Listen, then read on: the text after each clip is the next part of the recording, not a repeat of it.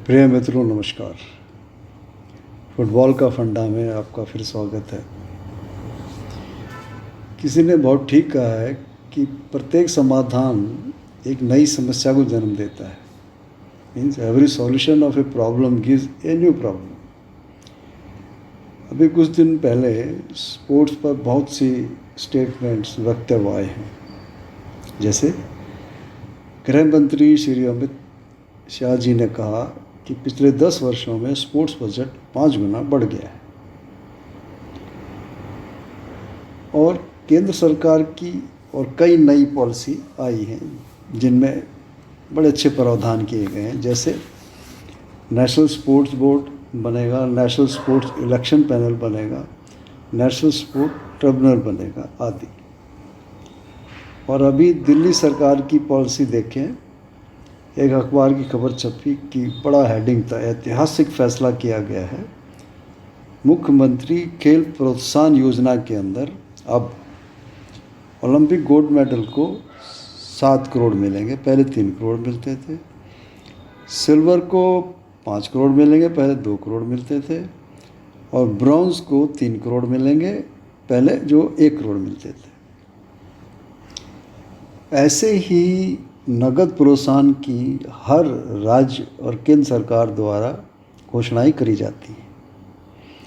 इसी तरह विभिन्न खेल पुरस्कारों में भी, जैसे अर्जुन, द्रोणाचार्य, खेल रत्न आदि के साथ भी नगद पुरस्कार जोड़ दिए गए हैं। यह नगद राशि का जो प्रचलन है इसलिए बढ़ा कि हमारे ओलंपियन पहले बहुत गरीबी की ज़िंदगी में जीते थे। उनका लिविंग स्टैंडर्ड बताने लायक नहीं रहता था। तो समाज में यह धारणा बन गई थी कि खेलोगे तो गरीब रहोगे और गरीबी में जीना पड़ेगा। इसलिए खिलाड़ियों को और फिर कोचों को भी नकद राशि देने लगे। और ये वास्तविकता भी थी। काफ़ी गरीबी हालत में हमारे स्पोर्ट्समैन कोचेज़ रहते थे।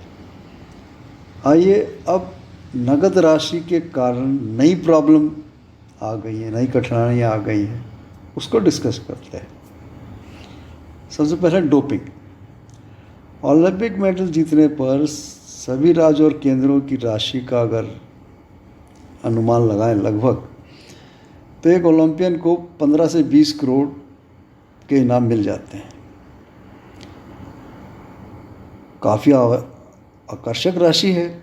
इसके कारण शॉर्टकट मेथड अपनाने आरंभ हो गए हैं। और आज हम एक रिपोर्ट के अनुसार पूरे विश्व में डोपिंग के दूसरे नंबर पर है। ये तो हुआ शॉर्टकट वाला, डोपिंग वाला। अब सोशली क्या हो गया, ताना बाना क्या बना। जब कोच को नगद राशि मिलने लगी, एक समस्या आई। जिस खिलाड़ी की मेडल की संभावनाएं बढ़ गई, उनको इंडिविजुअल कोच रखने की छूट मिल गई। और उस खिलाड़ी के पति, पत्नी, मामा, चाचा, ताऊ, भाई आदि कोच बनने लग गए। जो मेन कोच था, जिसने प्रैक्टिस कराई, वो पीछे रह गया। एक और समाज में जो आया बदलाव वो है इंडिविजुअल खेलों की तरफ झुकाव ज़्यादा बढ़ गया। समाज में यह संदेश गया कि इंडिविजुअल स्पोर्ट्स में अधिक पैसा है। टीम स्पोर्ट्स से अब अभिभावक जो पेरेंट्स थे अपने बच्चों को हटाने लग गए। जबकि 5-6 वर्ष के बच्चे को खेलना है, उसको आनंद आता है, वो खेल में ही होगा, टीम गेम में ही होगा। लेकिन इनामी राशि के चक्कर में पेरेंट्स ने मतलब रिक्वायर्ड आवश्यकता से अधिक ज़बरदस्ती करते नज़र आते हैं आजकल इंडिविजुअल गेम में। कैश प्राइज का असर यहीं तक सीमित नहीं रहा, लोकल टूर्नामेंट्स में भी दिखने लगा। कहते हैं कि बुराई अच्छाई ऊपर से नीचे आती है। तो जब ऊपर कैश प्राइज बनने लगे तो नीचे भी वही आ गए। वहाँ लोकल टूर्नामेंट लाखों के नाम बांटे जाते हैं। पहले जैसे था तौलिए, टी शर्ट, बैग आदि बांटते थे, तो उस समय लोकल प्लेयर ही लोकल टूर्नामेंट में खेलते थे। परंतु अब 2-2, 3-3 लाख की नाम राशि बंटने लग गई, तो लालच आ गया। टीम लोकल होती है परंतु खिलाड़ी बाहर के होते हैं। अगर मैं हरियाणा की बात करूं तो एक अनुमान के अनुसार करीब 40 लोकल जो विलेज टूर्नामेंट हैं वो होते हैं और 3 से 4 लाख के करीब कैश प्राइज हर एक में होता है। तो 1,60,00,000 की राशि ये बैठती है। पैसा तो खर्च हुआ परंतु लोकल खिलाड़ियों का डेवलपमेंट रुक गया। यह सब देखकर मुझे मार्टिन ओवन्स हैं एक इंग्लैंड के कोच, उनका इंटरव्यू अखबार में छपा था, वो याद आ गया। मार्टिन ओवन्स यूके के एथलेटिक्स कोच हैं जिन्होंने अभी 22 वर्षीय अनिश कुजूर जो भारत के अभी फास्टेस्ट मैन हैं को कोचिंग दी है। उन्होंने एक इंटरव्यू में कहा कि यूके के लोग मनोरंजन के लिए खेलते हैं परंतु भारत में जॉब पाने के लिए खेलते हैं। उन्होंने आगे कहा खेल का विकास भारत में मेडल्स की गिनती के नाम पर किया जाता है, पर हमें यह समझना पड़ेगा कि एक लंबी प्रतिक्रिया है ये मेडल लेना। ऐसा नहीं है कि आपने बटन दबाया और ओलंपिक मेडल निकल आए। इसके लिए मेहनत, गुड प्लानिंग, खेल से लगाव और इन सब के लिए धैर्य चाहिए।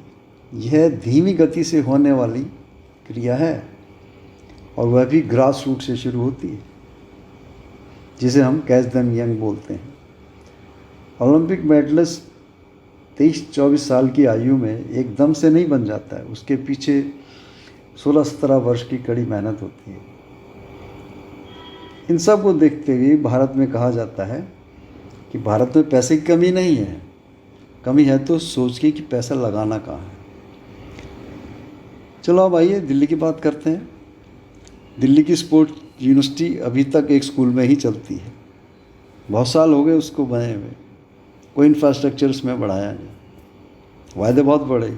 Indira college of physical education और साइंसेस है, ये पिछले 25-30 साल से एक स्कूल में ही चल रहा है, उसमें कोई बढ़ोतरी नहीं। वो लगता है एक स्कूल है। जो फिजिकल एजुकेशन कॉलेज के नाम पे वहाँ ग्राउंड है ही नहीं। ये नगद राशि का जो समाचार आकर्षक तो बहुत होता है परंतु खेलों के विकास नहीं होता इससे।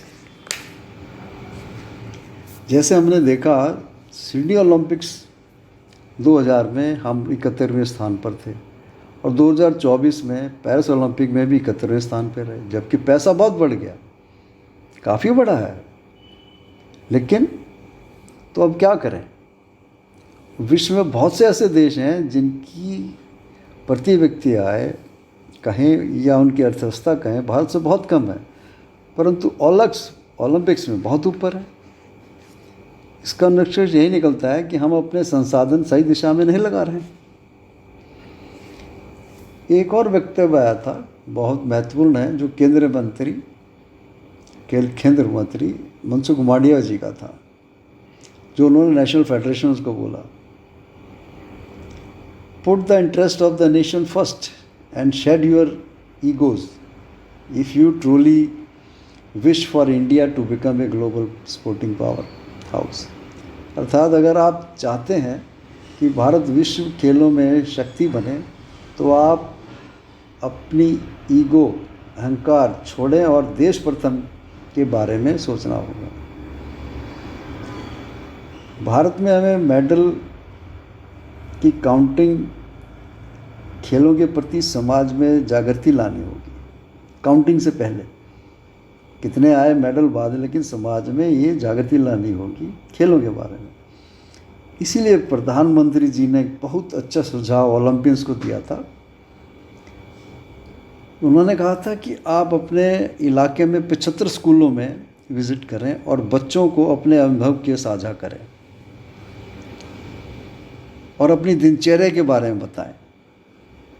उन्होंने बड़ी अच्छी बात कही, इससे समाज में विशेषकर बच्चों में उनकी बात मानेंगे। वो भाई आपकी दिनचर्या, टाइम पे सोना है, खाना है, स्कूल जाना है, वापस आना है, सब चीज़ें उनकी मांगे। ये जो 2 व्याख्यान हैं ये महत्वपूर्ण नहीं लगते हैं, या कहो कि कोई आकर्षक समाचार नहीं बनता है, परंतु यही आवश्यक है।